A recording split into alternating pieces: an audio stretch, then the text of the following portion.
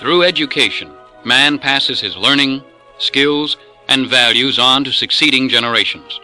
Even a casual look at history bears out the truth of this observation. America's earliest colonists recognized this, and after providing for the absolute necessities of life, food, shelter, and clothing, they attempted to provide education for their youth. Their initial efforts were limited, with the emphasis being on teaching youth the simple basics of reading, writing, and arithmetic. With the founding of this nation based on the premise that man can live and prosper as a free individual, the need for education became critical, because better educated individuals are better prepared to exercise and protect their freedoms. During the early decades of the new nation's history, most of the schools were church-related and supported by the churches. The other schools received financial support from donations and sometimes their local government. But the major responsibility for financial support of these schools lay with the parents of the children attending.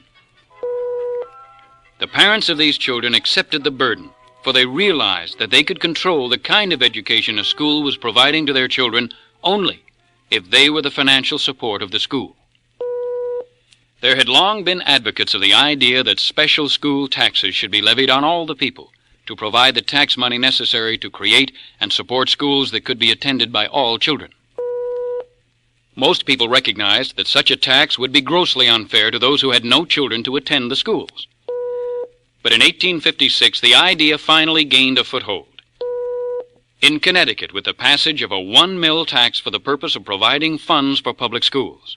From this small beginning, hardly more than a century ago, sprang America's public school system, a system built on the idea that every person should be taxed to provide free education for the benefit of those who have children, a system that is today engulfed in a rising tide of turmoil.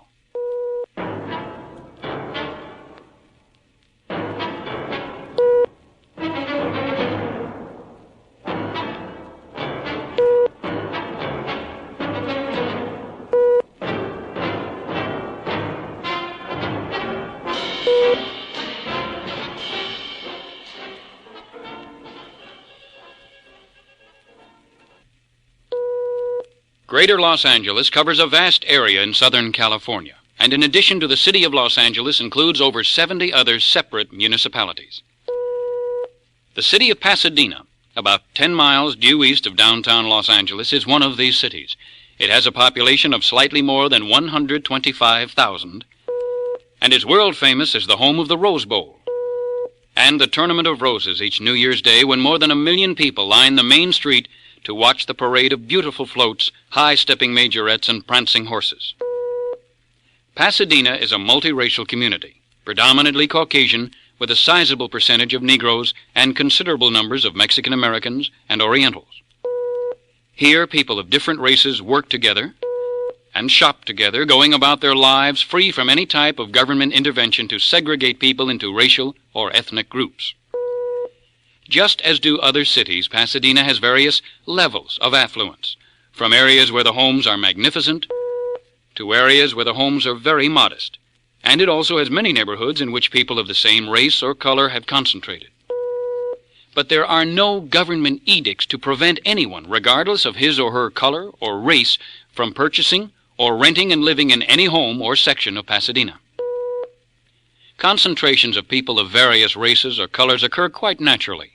People of particular racial or ethnic characteristics generally choose to live by others of similar characteristics. Pasadena is not a perfect community, but it is a city in which people of various racial groups, religious backgrounds, and economic levels are free to work out their own problems. Government edicts have not created racial segregation. So racial integration exists automatically to the fullest extent desired by the individual people involved. The Pasadena public school system encompasses all of Pasadena as well as the neighboring communities of Sierra Madre and Altadena. It has an enrollment of just over 30,000 students in 3 high schools, 5 junior high schools, and 28 elementary schools. The school system has always maintained the neighborhood school concept, with students attending the school in the neighborhood in which they live, regardless of their race or color. Thus, children of various races have always attended school together. In some schools, almost all the students are Caucasian. while in others almost all are Negro. This is not surprising, for the racial composition of students in each school generally reflects the racial composition of the neighborhood surrounding the school. Recently, Pasadena was a major battleground in the unending drive to move central control of education in America to the federal government level. A detailed analysis of the events that occurred in Pasadena is quite revealing. In early 1967, a scheme was being considered to transfer to John Muir High School over 400 students who would normally attend Pasadena High School. These 400 students, almost all of whom would be white, would be used to lower the percentage of Negro students attending Muir High. This was Plan A. On May 4th, the Pasadena Board of Education voted 4-1 to implement Plan A. This occurred just 12 days before a school board election in which two of those favoring Plan A were not even seeking re-election. In July, following the election and installation of two new members, the Board of Education voted 3-2 to rescind Plan A. A few days later, James E. Spangler, Jr., Wilton A. Clark, and Skipper Rostker, parents of students in Pasadena schools, filed a suit to force the Pasadena School Board to put Plan A into effect. Their suit was filed in Superior Court of the State of California for the County of Los Angeles, but in August, the court denied their request for an injunction against the Pasadena School Board, and thus Plan A was not put into effect. In May 1968, the Pasadena School District was visited by a team of investigators from the Civil Rights Office of the Department of Health, Education, and Welfare, who conducted a routine survey. Then in June, just 1 month later, another team of investigators came to make a follow-up study. Each time, the agents from the huge HEW bureaucracy in Washington, D.C. received complete cooperation from local school officials.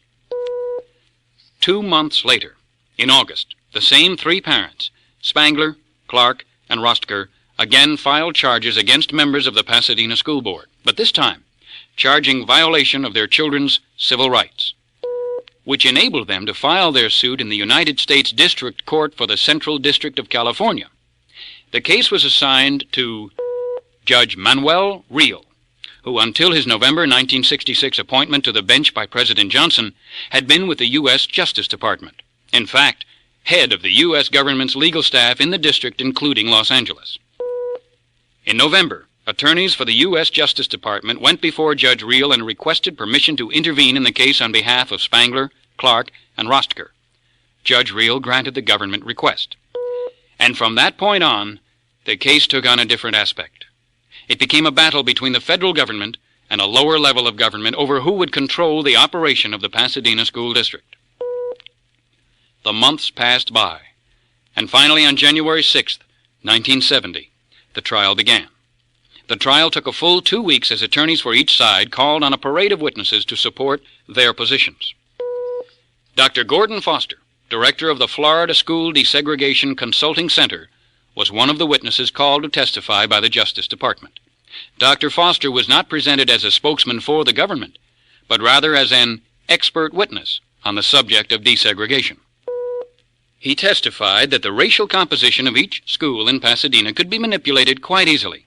His proposal was, rather than have students attend the school in the area in which they live, bus large numbers of them to different schools, with the chief consideration to be the race of the student. On January 20th, Judge Real delivered his decision in favor of the Justice Department.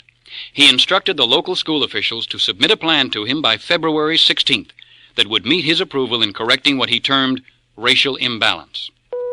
Judge Real issued a 45-page report of findings of fact and conclusions of law in support of his decision. This report reveals either his inability to comprehend the accepted meaning of certain words or his willingness to deliberately misuse words for his own purpose.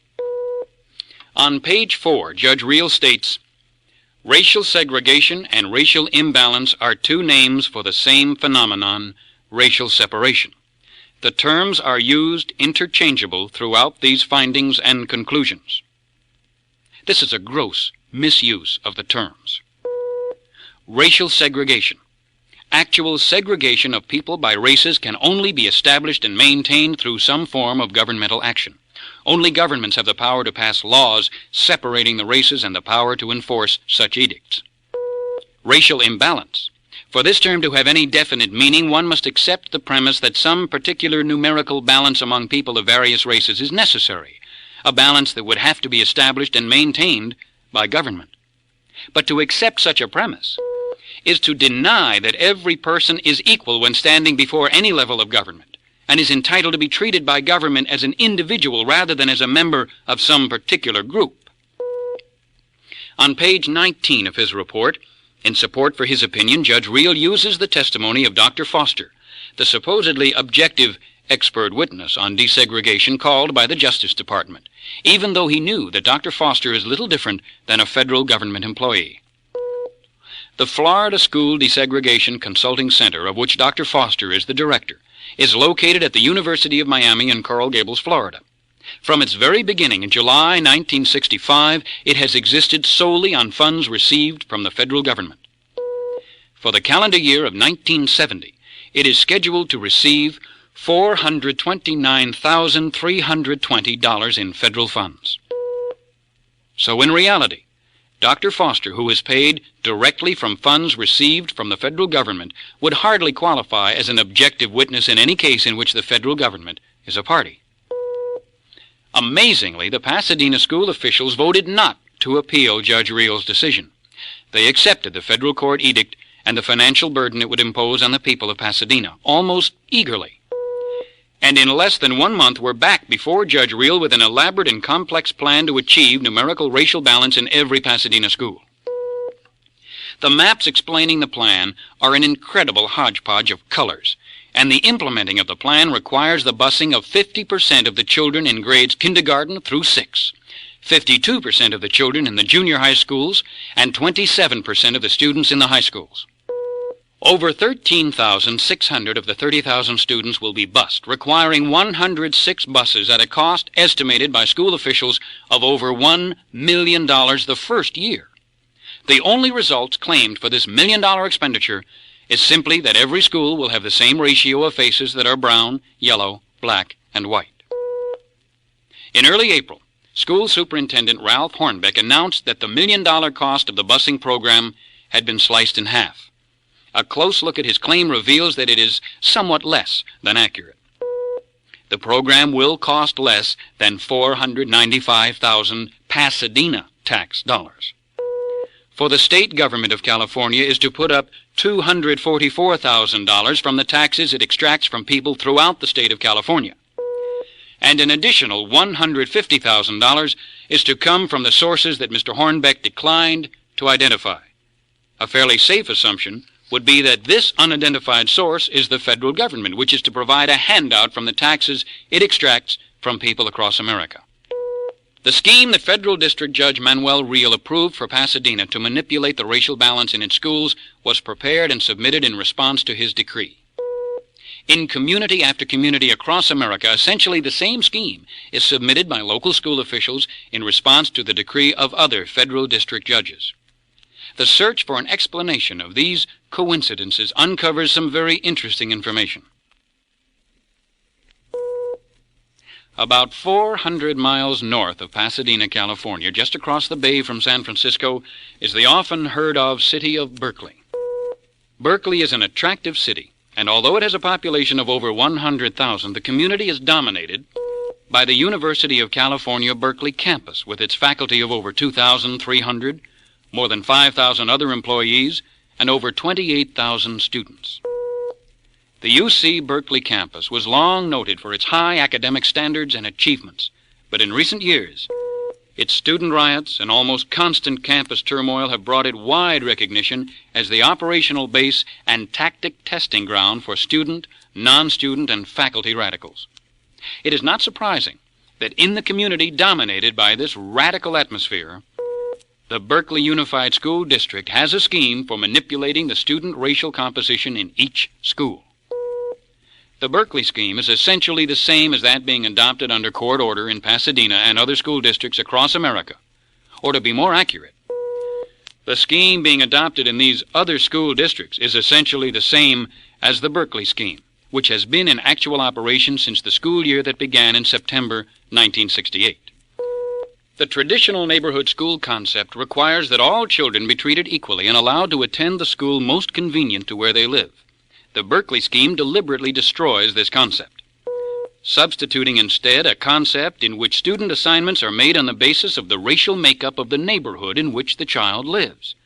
To implement this racist concept, 3,400 children who live within easy walking distance of a school, 40% of the children in grades kindergarten through 6, must board school buses each morning to be needlessly transported to the school they must attend because of the racial makeup of the neighborhood in which they live. These Negro children live in this neighborhood and are waiting for the school bus. The bus stop at which they are waiting is directly across the street from Columbus School. This is the elementary school they would attend under the traditional neighborhood school concept. But under the Berkeley scheme, these Negro children must board a school bus every school day for a time-consuming, expensive, and needless 4-mile ride across the city of Berkeley. They are unloaded at the end of their daily bus ride, here at their destination, which is Cragmont School. The reason these Negro children were delivered to this school was to increase the proportion of Negro children attending this school in a predominantly white neighborhood. Almost unbelievably, at the back corner of Cragmont School, these white children who would be attending Cragmont wait at the bus stop as their school bus approaches. Under the Berkeley scheme, they must board a school bus every school day for the same time-consuming, expensive, and needless 4-mile ride across the city of Berkeley. They are unloaded at the end of their daily bus ride at their destination, which is Columbus School. The reason these white children were delivered to this school was to increase the proportion of white children attending this school in a predominantly Negro neighborhood. Assigning children to schools on this racial basis is an idea that most responsible parents find to be repugnant. Many parents would even continue to send their children to the school in their own neighborhood, absolutely refusing to permit their children to be needlessly bused to another school.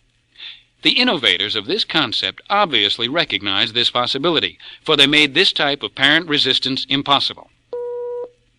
Elementary schools, traditionally kindergarten through the 6th grade, undergo a transformation, from which some emerge having kindergarten through 3rd grade, while the others have grades 4 through 6. By this simple maneuver, the innovators make it impossible for parents to circumvent their scheme. Kindergarten to 3rd grade students in the green area in the lower left must be bused to the green area in the upper right, simply because the school in their neighborhood now has only grades 4 through 6.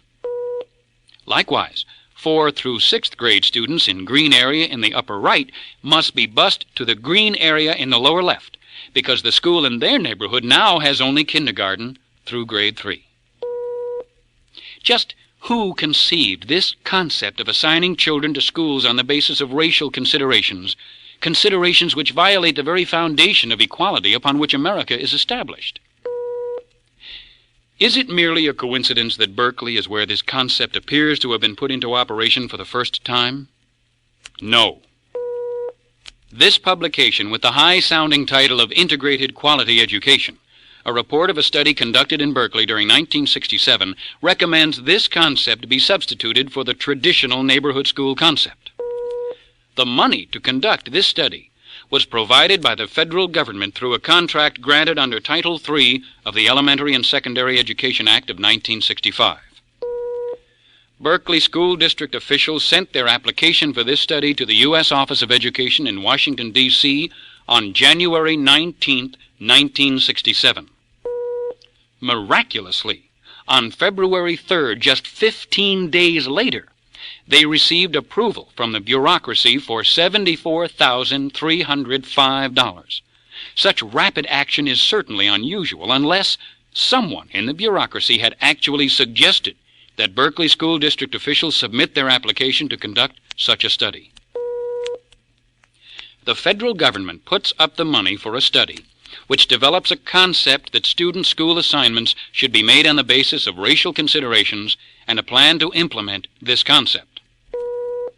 The federal government through the HEW bureaucracy and federal judicial courts, demands that local school districts come up with an acceptable substitute for the traditional neighborhood school concept. The federal government then makes federal aid available to pay the cost of the massive busing of students that is required to implement their concept of basing pupil assignments on racial considerations. Such maneuvers move federal government control of the educational system of America closer to completion. Government-controlled education eventually becomes conditioning to prepare the youth to accept the idea that government is supreme above man and should control and regulate every aspect of his life. Karl Marx, in the Communist Manifesto, urged that education be government-supported and controlled. He recognized that it could be used to usher in socialism by speeding the people's acceptance of the idea that government should control everything.